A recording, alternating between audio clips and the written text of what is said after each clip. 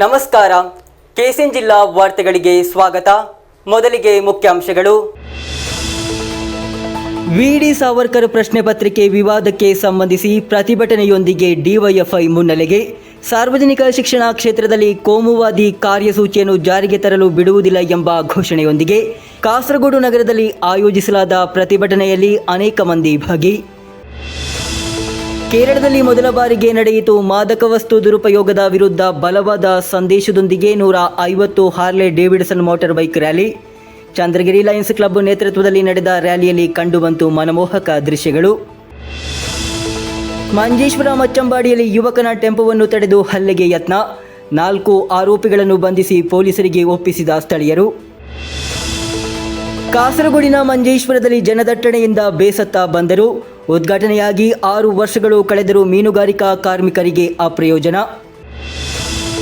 ಜಿಲ್ಲೆಯಲ್ಲಿ ಭಾರೀ ಮಳೆಯಿಂದಾಗಿ ಬೆಳೆಗಳಿಗೆ ವ್ಯಾಪಕ ನಾಶನಷ್ಟ. ಪೈವಳಿಕೆಯಲ್ಲಿ 19 ಎಕರೆ ಭತ್ತದ ಗದ್ದೆಗಳು ಸಂಪೂರ್ಣವಾಗಿ ನೀರು ಪಾಲು. ಜಿಲ್ಲೆಯಲ್ಲಿ ಸುರಿಯುತ್ತಿರುವ ಭಾರೀ ಮಳೆಯಿಂದಾಗಿ ಕರಾವಳಿ ಗ್ರಾಮಗಳು ತೀವ್ರ ಸಮುದ್ರಕ್ಷೋಭೆಯಲ್ಲಿ. ಉದುಮ ಪಂಚಾಯತಿನ ಜನ್ಮಕಡಲ ತೀರದಲ್ಲಿ ಹಲವಾರು ತೆಂಗಿನ ಮರಗಳು ಸಮುದ್ರ ಪಾಲು. ಕುಂಬಳೆ ಪೊಲೀಸ್ ಠಾಣಾ ವ್ಯಾಪ್ತಿಯ ಭಾಸ್ಕರ ನಗರದಲ್ಲಿ 7 ವರ್ಷದ ಬಾಲಕನನ್ನು ಕಾರಿನಲ್ಲಿ ಅಪಹರಿಸಲು ಯತ್ನಿಸಲಾಗಿದೆ ಎಂದು ದೂರು. ಬಾಲಕನ ತಂದೆಯ ದೂರಿನ ಮೇರೆಗೆ ಕುಂಬಳೆ ಪೊಲೀಸರಿಂದ ತನಿಖೆ ಆರಂಭ. ವಾರ್ತೆಗಳು ವಿವರವಾಗಿ. ವಿಡಿ ಸಾವರ್ಕರ್ ಪ್ರಶ್ನೆ ಪತ್ರಿಕೆ ವಿವಾದಕ್ಕೆ ಸಂಬಂಧಿಸಿ ಪ್ರತಿಭಟನೆಯೊಂದಿಗೆ ಡಿವೈಎಫ್ಐ ಮುನ್ನೆಲೆಗೆ ಬಂದಿದೆ. ಕಾಸರಗೋಡು ನಗರದಲ್ಲಿ ಆಯೋಜಿಸಲಾದ ಪ್ರತಿಭಟನೆಯಲ್ಲಿ ಅನೇಕ ಕಾರ್ಯಕರ್ತರು ಭಾಗವಹಿಸಿದ್ದರು. ಸಾರ್ವಜನಿಕ ಶಿಕ್ಷಣ ಕ್ಷೇತ್ರದಲ್ಲಿ ಕೋಮುವಾದಿ ಕಾರ್ಯಸೂಚಿಗಳನ್ನು ಜಾರಿಗೆ ತರಲು ಬಿಡುವುದಿಲ್ಲ ಎಂಬ ಘೋಷಣೆಯೊಂದಿಗೆ ಡಿವೈಎಫ್ಐ ಪ್ರತಿಭಟನೆ ನಡೆಸಿತು. ವಿಡಿ ಸಾವರ್ಕರ್ ಸ್ವತಂತ್ರ ರಸಪ್ರಶ್ನೆ ವಿವಾದದಲ್ಲಿ ಡಿವೈಎಫ್ಐ ಪ್ರತಿಭಟನೆಯೊಂದಿಗೆ ಮುನ್ನೆಲೆಗೆ ಬಂದಿದೆ. ಇತಿಹಾಸವನ್ನು ಕೇಸರಿಮಯಗೊಳಿಸುವ ನಡೆಯನ್ನು ಗುರುತಿಸಬೇಕು. ಸಾರ್ವಜನಿಕ ಶಿಕ್ಷಣ ಕ್ಷೇತ್ರದಲ್ಲಿ ಕೋಮುವಾದಿ ಕಾರ್ಯಸೂಚಿಯನ್ನು ಜಾರಿಗೆ ತರಲು ಬಿಡುವುದಿಲ್ಲ ಎಂದು ಸಾರುತ್ತಾ ಕಾಸರಗೋಡು ನಗರದಲ್ಲಿ ಪ್ರತಿಭಟನೆ ನಡೆಸಲಾಯಿತು. ಹಲವು ಮಂದಿ ಕಾರ್ಯಕರ್ತರು ಘೋಷಣೆಗಳನ್ನು ಕೂಗುತ್ತಾ ಪ್ರತಿಭಟನೆಯಲ್ಲಿ ಭಾಗವಹಿಸಿದರು. ಪ್ರತಿಭಟನೆಯನ್ನು ಡಿವೈಎಫ್ಐ ಕಾಸರಗೋಡು ಬ್ಲಾಕ್ ಸಮಿತಿ ನೇತೃತ್ವದಲ್ಲಿ ನಡೆಸಲಾಯಿತು.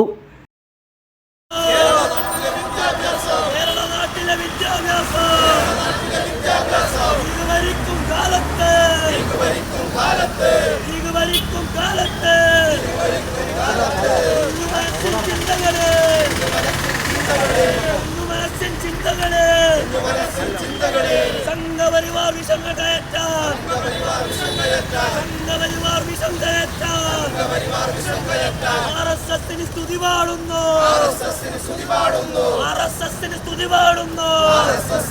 പാടുന്നു. നിഷേധം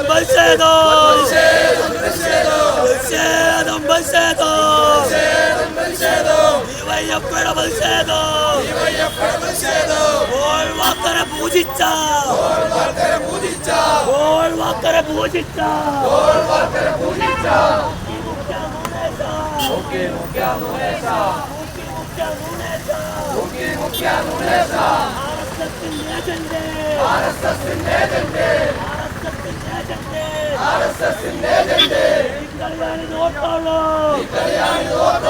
ಡಿವೈಎಫ್ಐ ಜಿಲ್ಲಾ ಕಾರ್ಯದರ್ಶಿ ರಾಜೇಶ್ ಬೆಳ್ಳಾಟ್ ಪ್ರತಿಭಟನೆಯನ್ನು ಉದ್ಘಾಟಿಸಿದರು. 6 തവണ തുടർച്ചയായി മാപ്പപേക്ഷ എഴുതിക്കൊടുത്ത് തനിക്ക് വിടുതൽ വേണമെന്നാവശ്യപ്പെട്ടുകൊണ്ട് ബ്രിട്ടീഷ് രാജ്ഞിയുടെ മുമ്പാകെ മാപ്പപേക്ഷ എഴുതിക്കൊടുത്ത് ഒടുവിൽ ബ്രിട്ടീഷിന്റെ ചെരുപ്പ് നക്കി പുറത്തേക്ക് വന്ന ആളിന്റെ പേരാണ് വി ഡി സവർക്കർ. ആ വി ഡി സവർക്കറിന്റെ നിർദ്ദേശാനുസരണമാണ്, ആ വി ഡി സവർക്കറിന്റെ ഉപദേശം സ്വീകരിച്ചുകൊണ്ടാണ് 1948 ജനുവരി 30 ഗാന്ധിയെ വെടിവെച്ച് കൊലപ്പെടുത്തുന്നത് നാത്തുറാം വിനയഗോഡ്സെ എന്ന സംഘപരിവാറുകാരൻ. പിന്നീട് നിങ്ങൾ നോക്കൂ, അതിന്റെ ഭാഗമായുള്ള പരിശോധനയുടെ ഘട്ടത്തിൽ, തുടർ അന്വേഷണത്തിന്റെ ഘട്ടത്തിൽ കപൂർ കമ്മീഷൻ തന്നെ കണ്ടെത്തിയ ഏറ്റവും പ്രധാനപ്പെട്ട കാര്യം, ഇതിലെ ഏറ്റവും പ്രധാനപ്പെട്ട മുഖ്യ ഉത്തരവാദിയുടെ പേരാണ് ഗാന്ധി വധത്തിൽ ഗാന്ധി ഘാതകരുടെ കൂട്ടത്തിലുള്ളയാളിന്റെ പേരാണ് വി ഡി സവർക്കർ എന്നാണ്. ಬ್ಲಾಕ್ ಅಧ್ಯಕ್ಷ ದೀಕ್ಷಿತ ಬಿ ಅಧ್ಯಕ್ಷತೆ ವಹಿಸಿದರು. ನಾಸರುದ್ದೀನ್ ಮಳಂಗರ, ಜ್ಯೋತಿ ಕೆ, ಅಜಿತ್ ಪಾರಕಟ್ಟ, ಸತೀಶ್ ಎಂ ಮುಂತಾದವರು ಮಾತನಾಡಿದರು. ಬ್ಲಾಕ್ ಕಾರ್ಯದರ್ಶಿ ಸುಭಾಷ್ ಪಾಡಿ ಸ್ವಾಗತಿಸಿದರು. News bureau, Kasaragod. ಕೇರಳದಲ್ಲಿ ಮೊದಲ ಬಾರಿಗೆ ಮಾದಕ ವಸ್ತು ದುರುಪಯೋಗದ ವಿರುದ್ಧ ಬಲವಾದ ಸಂದೇಶದೊಂದಿಗೆ ಕಾಸರಗೋಡಿನಲ್ಲಿ 150 Harley Davidson motor bike rally ನಡೆಯಿತು. ಚಂದ್ರಗಿರಿ ಲಯನ್ಸ್ ಕ್ಲಬ್ ನೇತೃತ್ವದಲ್ಲಿ ಕಾಸರಗೋಡು ಜಿಲ್ಲಾ police, southern Harley owners group ಸಹಯೋಗದೊಂದಿಗೆ ಈ ರ್ಯಾಲಿಯನ್ನು ಆಯೋಜಿಸಲಾಗಿತ್ತು. ಮಾದಕ ವಸ್ತುಗಳ ನಶೆಯಲ್ಲಿ ತಮ್ಮ ಪ್ರಾಣವನ್ನೇ ಕಳೆದುಕೊಳ್ಳುತ್ತಿರುವವರಿಗೆ ಕಠಿಣ ಎಚ್ಚರಿಕೆಯೊಂದಿಗೆ ಕಾಸರಗೋಡು ಮಣ್ಣಿನಲ್ಲಿ ನಡೆದ ಮಾದಕ ವಸ್ತುಗಳ ಮುಕ್ತ ನಾಳೆಗಾಗಿ ಸವಾರಿ ಹಾರ್ಲೆ ಡೇವಿಡ್ಸನ್ ಬೈಕ್ ರ್ಯಾಲಿ ಯಶಸ್ವಿಯಾಗಿ ಸಂಪನ್ನಗೊಂಡಿತು. ಮಾದಕ ವಸ್ತು ಮಾಫಿಯಾಗಳ ವಿರುದ್ಧ ಈ ಕ್ರಾಂತಿಕಾರಿ ಆಂದೋಲನದಲ್ಲಿ ನಾಡಿನ ವಿವಿಧ ಭಾಗಗಳಿಂದ ಜನರು ಹೆಚ್ಚಿನ ಸಂಖ್ಯೆಯಲ್ಲಿ ಭಾಗವಹಿಸಿದ್ದು ಗಮನಾರ್ಹವಾಗಿತ್ತು. ಒಂದೇ ಗುರಿಯೊಂದಿಗೆ ಬೈಕುಗಳು ಹಾಗೂ 300ಕ್ಕೂ ಹೆಚ್ಚು ಬೈಕ್ ಸವಾರರು ಬೀದಿಗಿಳಿದು ಈ ರ್ಯಾಲಿಯಲ್ಲಿ ಭಾಗವಹಿಸಿದ್ದು ಕೇರಳದ ಇತಿಹಾಸದಲ್ಲಿ ಒಂದು ಸುವರ್ಣ ಅಧ್ಯಾಯವಾಗಿ ಮಾರ್ಪಟ್ಟಿತು. ಬೇಕಲ್ ತಾಜ್ ಗೇಟ್ ವೇಯಲ್ಲಿ ನಡೆದ ಅದ್ದೂರಿ ಉದ್ಘಾಟನಾ ಸಮಾರಂಭದಲ್ಲಿ ಡಿವೈಎಸ್ಪಿ ಉತ್ತಮ ದಾಸ್ ಅಧಿಕೃತವಾಗಿ ಸಮಾರಂಭವನ್ನು ಉದ್ಘಾಟಿಸಿದರು. ಮಾದಕ ವಸ್ತುಗಳ ಮಾಫಿಯಾಗಳ ವಿರುದ್ಧ ಕಠಿಣ ಕ್ರಮ ಕೈಗೊಳ್ಳಲಾಗುವುದು ಎಂಬ ಎಚ್ಚರಿಕೆಯನ್ನು ಉದ್ಘಾಟನಾ ಸಮಾರಂಭದಲ್ಲಿ ಮೊಳಗಿಬಂತು.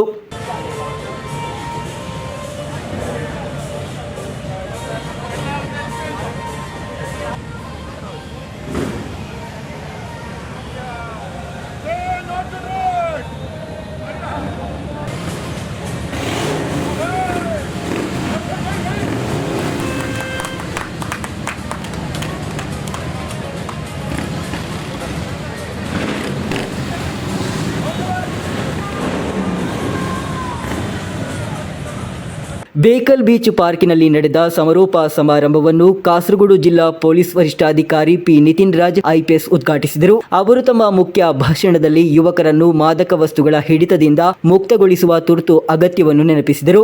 ಮಾದಕ ವಸ್ತುಗಳ ವಿರುದ್ಧ ಸಾರ್ವಜನಿಕ ಬೆಂಬಲ ಹಾಗೂ ಮಾಫಿಯಾ ನಿರ್ಮೂಲನೆಗೆ ತೆಗೆದುಕೊಂಡ ಕ್ರಮಗಳ ಬಗ್ಗೆ ಅವರು ವಿವರಿಸಿದರು.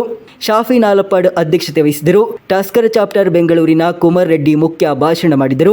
ಟಸ್ಕರ್ ಚಾಪ್ಟರ್ ಸಹಾಯಕ ನಿರ್ದೇಶಕ Mohammed Asim, P&R KNM Jifri, Bekal Beach Park ಪ್ರತಿನಿಧಿ ಅನಸ್ ಮುಸ್ತಫಾ, ಚಂದ್ರಗಿರಿ ಲಯನ್ಸ್ ಕ್ಲಬ್ ಕೋಶಾಧಿಕಾರಿ ಡಾಕ್ಟರ್ ಸಿಟಿ ಮೊಹಮ್ಮದ್ ಮುಸ್ತಫಾ, ಶರೀಫ್ ಕಾಪಿಲ್, ಮಜೀದ್ ಬಾಂಡಿಚಾಲ್ ಮುಂತಾದವರು ಶುಭ ಹಾರೈಸಿ ಮಾತನಾಡಿದರು.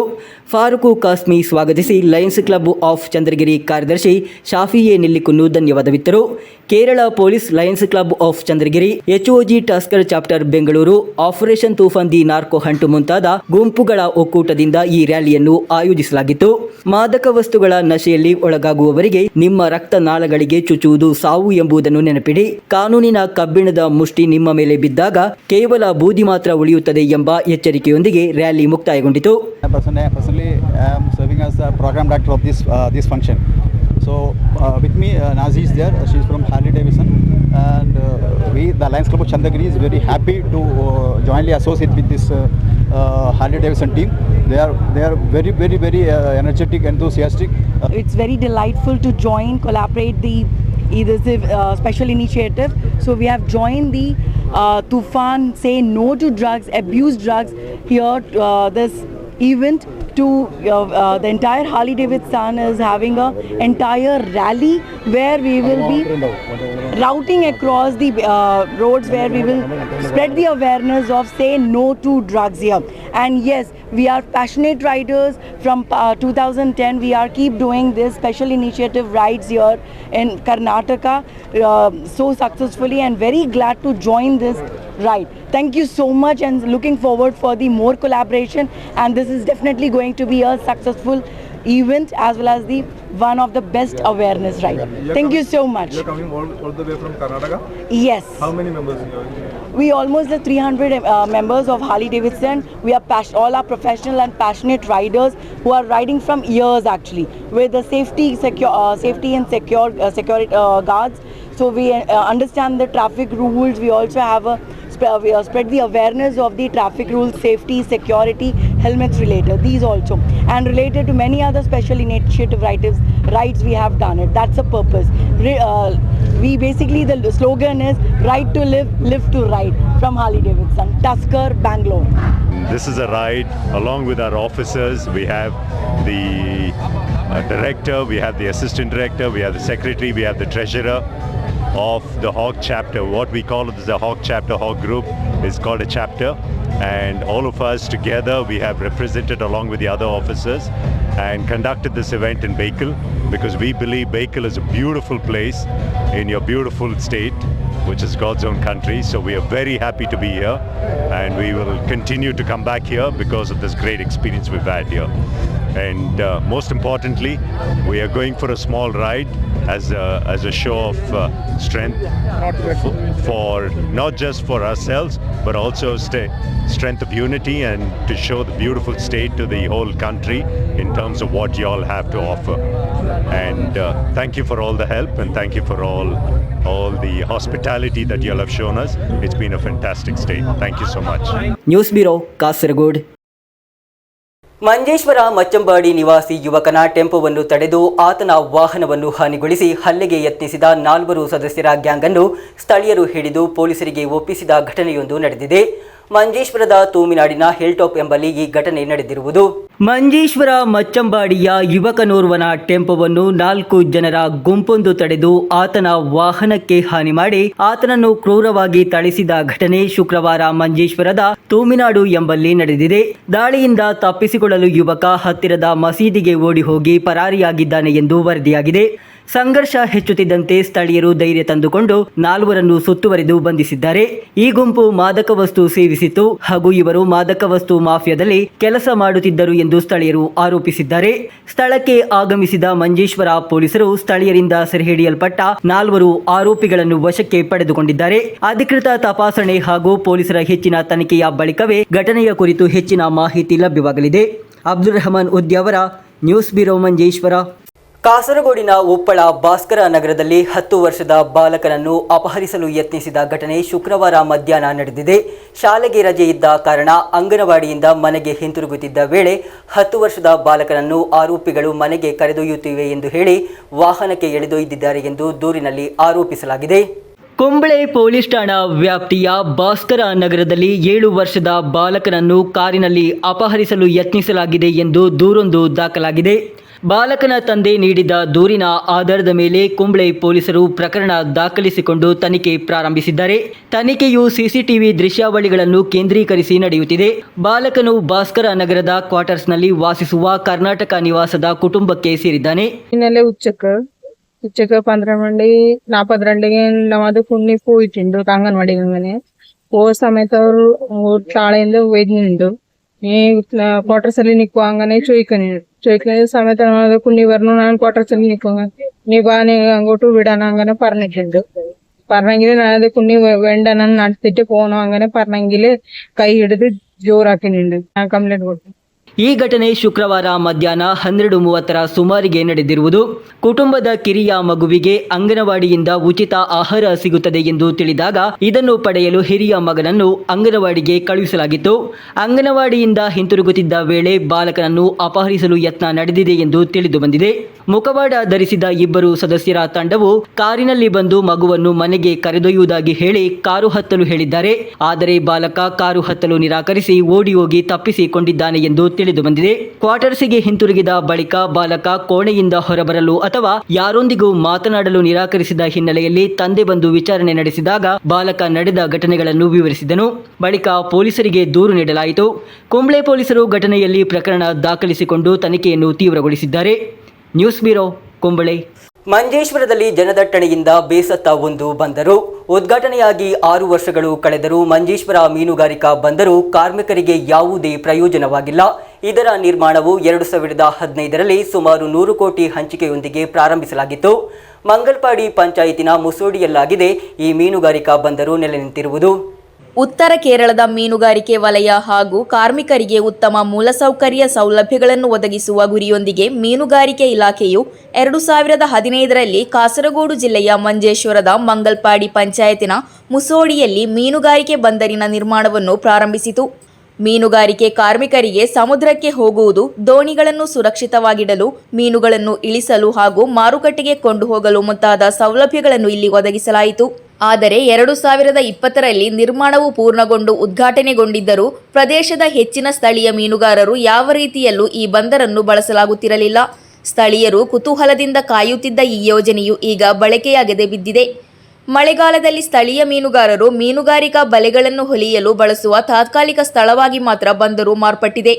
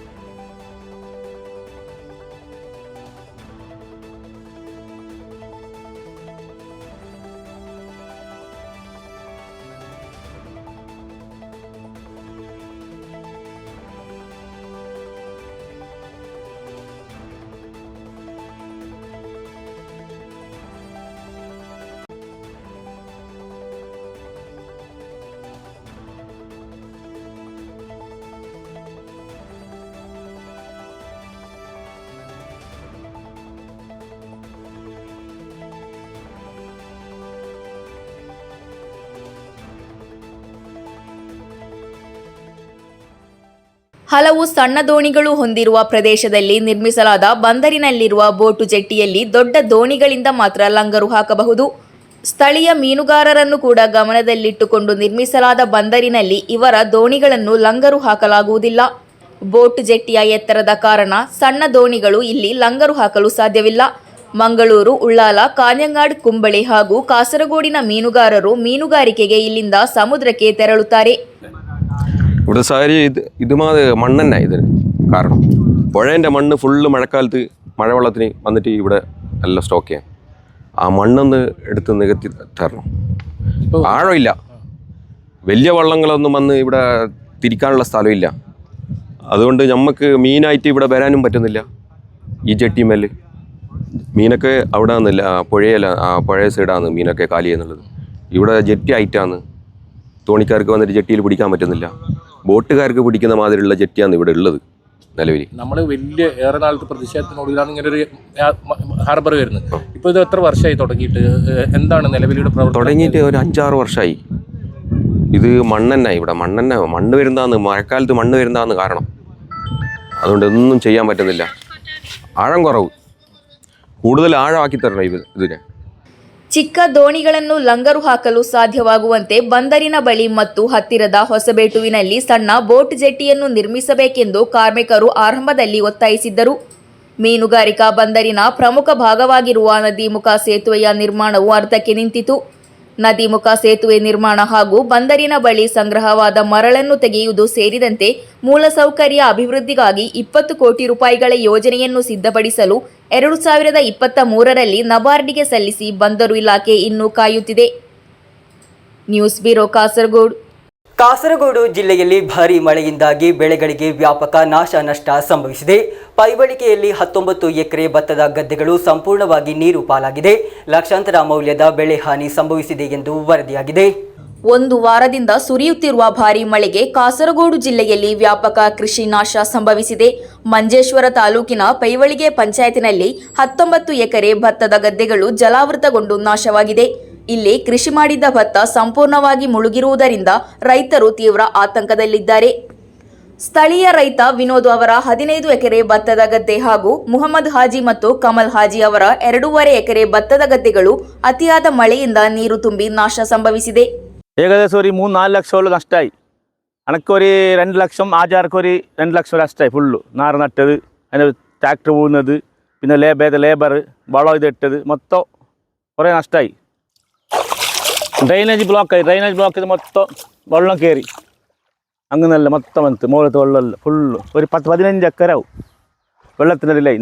നാറ് നട്ടത് ഫുള്ള് പോയി. ಸತತ ಮಳೆಯಿಂದಾಗಿ ಹೊಲಗಳಲ್ಲಿ ನೀರು ಕಟ್ಟಿ ನಿಂತು ಕಾಲುವೆಗಳು ಸಂಪೂರ್ಣವಾಗಿ ಮುಳುಗಿವೆ. ನೀರು ಹರಿದು ಹೋಗಲು ದಾರಿ ಇಲ್ಲದ ಕಾರಣ ಬೆಳೆಗಳು ಕೊಳೆಯುತ್ತಿವೆ ಎಂದು ರೈತರು ಹೇಳುತ್ತಾರೆ. ಬ್ಲಾಕ್ ಫಂಡಿನಿಂದ ನಿರ್ಮಿಸಲಾದ ಚೆಕ್ ಡ್ಯಾಂ ನೀರಿನ ಹರಿವಿಗೆ ತಡೆಗೆ ಕಾರಣವಾಗಿದೆ. ಜೊತೆಗೆ ಮಳೆಗಾಲ ಪೂರ್ವ ಸ್ವಚ್ಛತಾ ಕಾರ್ಯದ ಭಾಗವಾಗಿ ಪಂಚಾಯತ್ ಈ ಬಾರಿ ತೋಡಿನ ಮಣ್ಣು ಹಾಗೂ ಕಸವನ್ನು ತೆಗೆಯದಿರುವುದು ನೀರಿನ ಬವಣೆಯನ್ನು ಇನ್ನಷ್ಟು ಹೆಚ್ಚಿಸಿದೆ. ಘಟನೆಯಲ್ಲಿ ಕೃಷಿ ಇಲಾಖೆಯು ತುರ್ತಾಗಿ ಮಧ್ಯ ಪ್ರವೇಶಿಸಬೇಕೆಂದು ರೈತರು ಒತ್ತಾಯಿಸುತ್ತಿದ್ದಾರೆ. ನೀರು ಕಟ್ಟಿ ನಿಲ್ಲುವುದಕ್ಕೆ ಕಾರಣವಾದ ಸಮಸ್ಯೆಗಳನ್ನು ಪರಿಹರಿಸಲು ಶಾಶ್ವತ ಕ್ರಮಗಳನ್ನು ತೆಗೆದುಕೊಳ್ಳಬೇಕೆಂದು ರೈತರು ಒತ್ತಾಯಿಸುತ್ತಿದ್ದಾರೆ. ಮಳೆ ಮುಂದುವರಿಯುತ್ತಿರುವ ಪರಿಸ್ಥಿತಿಯಲ್ಲಿ ಪ್ರದೇಶದಲ್ಲಿ ಹೆಚ್ಚಿನ ಬೆಳೆ ಹಾನಿ ಸಂಭವಿಸುವ ಆತಂಕವೂ ಇದೆ. ക്രോപ്പ് ഇൻഷുറൻസ് പോളിസികളുണ്ട്, പ്രധാനമന്ത്രിയുടെ ഫസൽ ബീമ യോജനയുണ്ട്, അല്ലാതെ തന്നെ നമ്മുടെ സ്റ്റേറ്റ് ഇൻഷുറൻസ് ഉണ്ട്. അതിപ്പോൾ നാച്ചുറൽ കലാമിറ്റീസിന് അഗേൻസ്റ്റ് ആയിട്ടുള്ള, സോ അത് കൃഷി ഓഫീസർ എന്ന നിലയ്ക്ക് ഞാനൊരു റിപ്പോർട്ട് എഴുതി കൊടുക്കുന്നതായിരിക്കും, FIR ഫയൽ ചെയ്യുന്നതായിരിക്കും. ഞങ്ങളുടെ കൃഷിഭവനിൽ നിന്നുള്ള എല്ലാ സഹായങ്ങളും ഇദ്ദേഹത്തിന് ചെയ്തു കൊടുക്കുന്നതായിരിക്കും. News bureau, Manjeshwar. ಜಿಲ್ಲೆಯಲ್ಲಿ ಸುರಿಯುತ್ತಿರುವ ಭಾರೀ ಮಳೆಯಿಂದಾಗಿ ಕರಾವಳಿ ಗ್ರಾಮಗಳು ತೀವ್ರ ಸಮುದ್ರ ಕ್ಷೋಭೆ ಎದುರಿಸುತ್ತಿವೆ. ಜಿಲ್ಲೆಯ ಕರಾವಳಿ ಪ್ರದೇಶಗಳಿಗೆ ಭಾರೀ ಮಳೆಯ ಎಚ್ಚರಿಕೆ ನೀಡಲಾಗಿದೆ. ಇದರಿಂದಾಗಿ ಕರಾವಳಿ ನಿವಾಸಿಗಳು ತೀವ್ರ ಆತಂಕದಲ್ಲಿದ್ದಾರೆ. ಉದುಮ ಪಂಚಾಯತಿನ ಜನ್ಮ ಕಡಲ ತೀರದಲ್ಲಿ ಹಲವಾರು ತೆಂಗಿನ ಮರಗಳು ಸಮುದ್ರಕ್ಕೆ ಕೊಚ್ಚಿ ಹೋಗಿದ್ದು, ಇಲ್ಲಿನ ಹಲವು ಮನೆಗಳು ಸಮುದ್ರ ಪಾಲಾಗುವ ಅಪಾಯದಲ್ಲಿದೆ. ಜಿಲ್ಲೆಯಲ್ಲಿ ಧಾರಾಕಾರ ಮಳೆಯಿಂದಾಗಿ ಕರಾವಳಿ ಗ್ರಾಮಗಳು ತೀವ್ರ ಭಯ ಹಾಗೂ ಆತಂಕದಲ್ಲಿವೆ. ಹಲವೆಡೆಯಲ್ಲಿ ಸಮುದ್ರ ಕೊರೆತ ತೀವ್ರಗೊಂಡಿದೆ. ಮಂಜೇಶ್ವರದಿಂದ ತ್ರಿಕರಿಪುರವರೆಗಿನ ಪ್ರದೇಶದಲ್ಲಿ ಅನೇಕ ಮನೆಗಳು ನಾಶವಾಗಿದ್ದು, ಸ್ಥಳೀಯರು ಭಯ ಭೀತಿಯಲ್ಲಿದ್ದಾರೆ. 80 ಕಿಲೋಮೀಟರ್ ಕರಾವಳಿಯನ್ನು ಹೊಂದಿರುವ ಕಾಸರಗೋಡು ಜಿಲ್ಲೆಯಲ್ಲಿ ಅನೇಕ ಸ್ಥಳಗಳಲ್ಲಿ ಸಮುದ್ರ ಗೋಡೆಯು ಕಾಲು ಭಾಗವೂ ಇಲ್ಲದಿರುವುದು ಇಂತಹ ದುರಂತಕ್ಕೆ ಕಾರಣವಾಗಿದೆ. ಇದರಿಂದಾಗಿ ಸಮುದ್ರ ಕೊರೆತ ತೀವ್ರಗೊಳ್ಳುತ್ತಿದ್ದು ಮನೆಗಳು ಹಾಗೂ ಜಮೀನುಗಳು ನೀರು ಪಾಲಾಗುತ್ತಿವೆ. ಜಿಲ್ಲೆಯ ಉದುಮ ಪಂಚಾಯಿತಿನಲ್ಲಿ ವ್ಯಾಪಕ ಸಮುದ್ರ ಕೊರೆತ ಸಂಭವಿಸುತ್ತಿದೆ. ಅನೇಕ ತೆಂಗಿನ ತೋಟಗಳು ಸಮುದ್ರವಾಗಿ ಮಾರ್ಪಟ್ಟಿವೆ.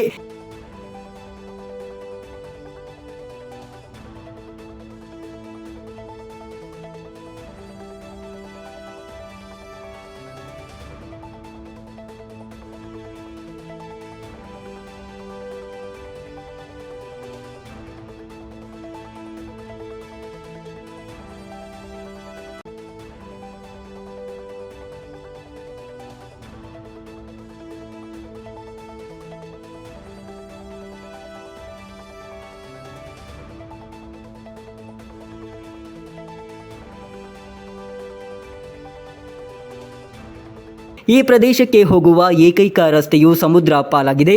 ಮಂಜೇಶ್ವರದಿಂದ ಕಣ್ವತೀರ್ಥ, ಮುಸ್ಸೋಡಿ, ಉಪ್ಪಳ, ಶಾರದಾನಗರ, ಹನುಮನ್ ನಗರ, ಪೆರಿಯಂಗಡಿ, ಶಿರಿಯ, ಕುಂಬಳೆ, ಕೋಯಿಪಾಡಿ, ಪೆರುವಾಡ್, ಮೊಗ್ರಲ್ ಕೊಪ್ಪಳ, ಉದುಮ, ಜನ್ಮ ಹಾಗೂ ಕೋವೆಲ್ ಪ್ರದೇಶದಲ್ಲಿ ತೀವ್ರ ಸಮುದ್ರ ಕೊರೆತ ಮುಂದುವರೆದಿದೆ. ಈ ಪ್ರದೇಶದಲ್ಲಿ ಅನೇಕ ಮನೆಗಳು ಹಾಗೂ ರಸ್ತೆಗಳು ಮುಳುಗಿ ಹೋಗಿವೆ. ಕೋಟ್ಯಾಂತರ ರೂಪಾಯಿ ವೆಚ್ಚದಲ್ಲಿ ನಿರ್ಮಿಸಲಾಗುತ್ತಿರುವ ತಾತ್ಕಾಲಿಕ ಜಿಯೋ ಬ್ಯಾಗ್ ರಕ್ಷಣಾ ಸ್ತಂಭಗಳು ಬಲವಾದ ಅಲೆಗಳನ್ನು ತಡೆಯುವಲ್ಲಿ ಸಾಧ್ಯವಾಗಿಲ್ಲ ಎಂದು ಕರಾವಳಿ ನಿವಾಸಿಗಳು ಆರೋಪಿಸುತ್ತಿದ್ದಾರೆ. ತಾತ್ಕಾಲಿಕ ಪರಿಹಾರ ಕ್ರಮಗಳನ್ನು ಮೀರಿ ಟೆಟ್ರೋಪೋಡ್ಗಳಂತಹ ವ್ಯವಸ್ಥೆಯನ್ನು ಬಳಸಿಕೊಂಡು ಶಾಶ್ವತ ಸಮುದ್ರ ಗೋಡೆಯ ರಕ್ಷಣಾ ವ್ಯವಸ್ಥೆಯನ್ನು ನಿರ್ಮಿಸಲು ಸರ್ಕಾರ ಸಾಧ್ಯವಾದರೆ ಮಾತ್ರ ಕರಾವಳಿ ಹಳ್ಳಿಗಳ ಜನರ ಕಳವಳವನ್ನು ಪರಿಹರಿಸಬಹುದು. News bureau, Kasaragod. ಜಿಲ್ಲಾಧಿಕಾರಿಗಳು ಮಳೆಗಾಲದ ರಜೆ ಘೋಷಿಸಿದಾಗ ಇತರ ಮಕ್ಕಳು ಟಿವಿ ಹಾಗೂ ಮೊಬೈಲ್ ಫೋನ್ಗಳಲ್ಲಿ ಸಮಯ ಕಳೆಯುತ್ತಿದ್ದರೆ ಚೆರ್ಕಳ ಮಾಪಿಳ ಶಾಲೆಯ 6ನೇ ತರಗತಿಯ ವಿಪಿನ್ ಬಿಕೆ ಹಾಗೂ 2ನೇ ತರಗತಿಯ ಮೊಹಮ್ಮದ್ ಲಾಸಿಂ ಅವರು ತಮ್ಮ ಪುಟ್ಟ ಪ್ರಯೋಗಾಲಯದಲ್ಲಿ ನಿರತರಾಗಿದ್ದರು. ರಜೆ ಕಳೆದು ಗುರುವಾರ ಶಾಲೆಗೆ ಮರಳಿದಾಗ ವಿಪಿನ್ ಕೈಯಲ್ಲಿ ಒಂದು ಸಣ್ಣ ವಿದ್ಯುತ್ ಫ್ಯಾನ್ ಹಾಗೂ ಲಾಸಿಂ ಕೈಯಲ್ಲಿ ಚಿತ್ರ ಬಿಡಿಸಿ ಅಲಂಕರಿಸಿದ ಬಾಟಲಿಗಳಿದ್ದವು. ರಜೆಯ ಸಮಯದಲ್ಲಿ ವಿಪಿನ್ ಹಾಗೂ ಲಾಸಿಂ ಸುಮ್ಮನೆ ಕುಳಿತುಕೊಳ್ಳಲಿಲ್ಲ. ವಿಪಿನ್ ತನ್ನ ಮನೆಯಲ್ಲಿನ ಹಳೆಯ ಆಟಿಕೆಗಳ ಮೋಟಾರ್, ಸ್ವಿಚ್, ಫ್ಯಾನ್ ಹಾಗೂ ಬ್ಯಾಟರಿಯನ್ನು ಬೇರ್ಪಡಿಸಿ ಸಣ್ಣ ಫ್ಯಾನ್ ಮಾಡಿದನು. 2ನೇ ತರಗತಿಯ ಮುಹಮ್ಮದ್ ಲಾಸಿಂ ಮನೆಯಲ್ಲಿದ್ದ ಬೇರೆ ಯಾರಿಗೂ ಬೇಡವಾದ ಖಾಲಿ ಬಾಟಲಿಯಲ್ಲಿ ಚಿತ್ರಗಳನ್ನು ಬಿಡಿಸಿ ಅಲಂಕರಿಸಿ ಅದನ್ನು ಸುಂದರವಾದ ಅಲಂಕಾರಿಕ ವಸ್ತುವಾಗಿ ಪರಿವರ್ತಿಸಿದನು. GMUPS ಚೆರ್ಕಳದ ಸೈನ್ಸ್ ಕ್ಲಬ್ ನೇತೃತ್ವದಲ್ಲಿ ಆಯೋಜಿಸುವ ಪ್ರತ್ಯೇಕ ಚಟುವಟಿಕೆಯಾಗಿದೆ ಲಿಟಲ್ ಸೈಂಟಿಸ್ಟ್ ಕಾಂಪಿಟಿಷನ್. ಪ್ರತಿ ಗುರುವಾರ ನಡೆಯುವ ಈ ಸ್ಪರ್ಧೆಯು ಮಕ್ಕಳಲ್ಲಿ ವೈಜ್ಞಾನಿಕ ಪ್ರಯೋಗಗಳಲ್ಲಿ ಶ್ರೇಷ್ಠತೆ ಮತ್ತು ಆಸಕ್ತಿಯನ್ನು ಬೆಳೆಸಲು ಸಹಾಯ ಮಾಡುತ್ತದೆ. ಭವಿಷ್ಯದ ವಿಜ್ಞಾನಿಗಳಾಗಿ ಹಾಗೂ ವಿಜ್ಞಾನ ಪ್ರಜ್ಞೆಯುಳ್ಳವರನ್ನಾಗಿ ಮಾಡಲು ಬಿಡುವಿನ ವೇಳೆಯನ್ನು ಸೃಜನಶೀಲವಾಗಿಸಲು ಲಿಟಲ್ ಸೈಂಟಿಸ್ಟ್ ಕಾಂಪಿಟಿಷನ್ ಸಹಾಯ ಮಾಡುತ್ತದೆ. ಸಣ್ಣ ಫ್ಯಾನ್ ಮಾಡಿದ ವಿಪಿನ್ ಹಾಗೂ ಬಾಟಲ್ ಕಲೆಯನ್ನು ಮಾಡಿದ ಲಿಸಾನ್ನನ್ನು ಶಾಲಾ ಅಸೆಂಬ್ಲಿಯಲ್ಲಿ ಅಭಿನಂದಿಸಲಾಯಿತು. News bureau, Kasaragod. ಕೇರಳ ರಾಜ್ಯ sub junior sepak takraw championship ತ್ರಿಕರಿಪುರದ ಸೇಂಟ್ ಪೌಲ್ಸ್ AUP ಶಾಲಾ ಸಭಾಂಗಣದಲ್ಲಿ ಪ್ರಾರಂಭಗೊಂಡಿತು. 13 ಜಿಲ್ಲೆಗಳ ಬಾಲಕ ಹಾಗೂ ಬಾಲಕಿಯರ ತಂಡಗಳು ಭಾಗವಹಿಸಿದ ಚಾಂಪಿಯನ್ಶಿಪ್ ಅನ್ನು ಶಾಸಕ ಸಂದೀಪ್ ವಾರಿಯರ್ ಉದ್ಘಾಟಿಸಿದರು.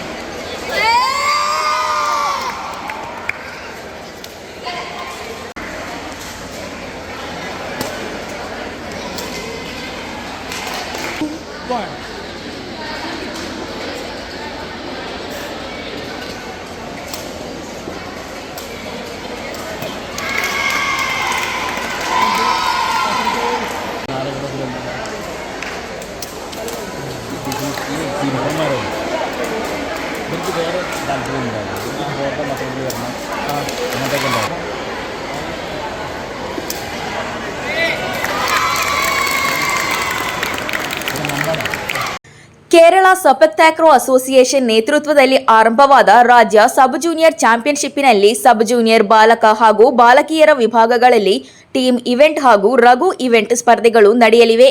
ತ್ರಿಕರಿಪುರದ ಸೇಂಟ್ ಪೌಲ್ಸ್ AUP ಶಾಲಾ ಸಭಾಂಗಣದಲ್ಲಿ ಶಾಸಕ ಸಂದೀಪ್ ವಾರಿಯರ್ ರಾಜ್ಯ ಚಾಂಪಿಯನ್ಶಿಪ್ ಅನ್ನು ಉದ್ಘಾಟಿಸಿದರು. മത്സരങ്ങൾ സംഘടിപ്പിക്കേണ്ടതുണ്ട്. എൻ്റെ എല്ലാവിധമായിട്ടുള്ള പിന്തുണയും ഈ ഇനത്തിനുണ്ടാകുമെന്ന് അറിയിക്കുകയാണ്. തൃക്കരിപ്പൂരിനെ പൊതുവെ അടയാളപ്പെടുത്തുന്നത് ഫുട്ബോളിൻ്റെ ഒരു സ്ഥലമായിട്ടാണ്. ഫുട്ബോൾ ഏറ്റവും ഫുട്ബോളിന് പ്രശസ്തമായിട്ടുള്ള ഒരു ഭൂമിയാണ് തൃക്കരിപ്പൂർ.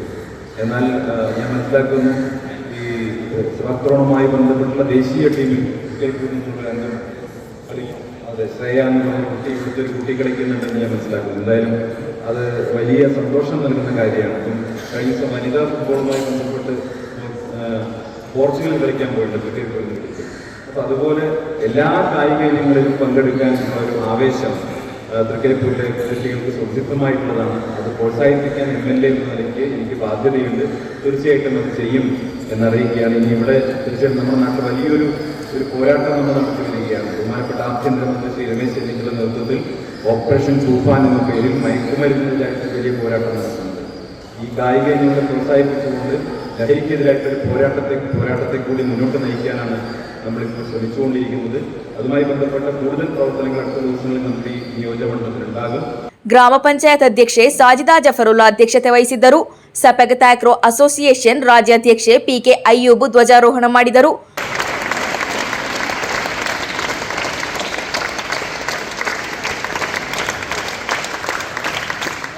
ಸಂಘದ ಜಿಲ್ಲಾಧ್ಯಕ್ಷ ಸಿ ಸುನಿಲ್ ಕುಮಾರ್, ರಾಜ್ಯ ಕಾರ್ಯದರ್ಶಿ KV ಬಾಬು, ಜಿಲ್ಲಾ ಪಂಚಾಯತ್ ಸ್ಥಾಯಿ ಸಮಿತಿ ಅಧ್ಯಕ್ಷ ಎಂ ಮನು, ಗ್ರಾಮ ಪಂಚಾಯತ್ ಸದಸ್ಯ ಫಾಯಿಸ್ ಬೀರಿಚೇರಿ, ಕ್ರೀಡಾ ಮಂಡಳಿ ಜಿಲ್ಲಾಧ್ಯಕ್ಷ ಪ್ರೊಫೆಸರ್ ಪಿ ರಘುನಾಥ್, ರಾಜ್ಯ ಮಂಡಳಿ ಸದಸ್ಯರಾದ K Madhusoodanan, PP Ashokan, Saint Paul's ಶಾಲಾ ವ್ಯವಸ್ಥಾಪಕ father Mathew Thaikal, Shabaridas Balan, KV Biju, M Mohanan, K Prem Krishnan ಹಾಗೂ VP ಪವಿತ್ರನ್ ಮಾತನಾಡಿದರು.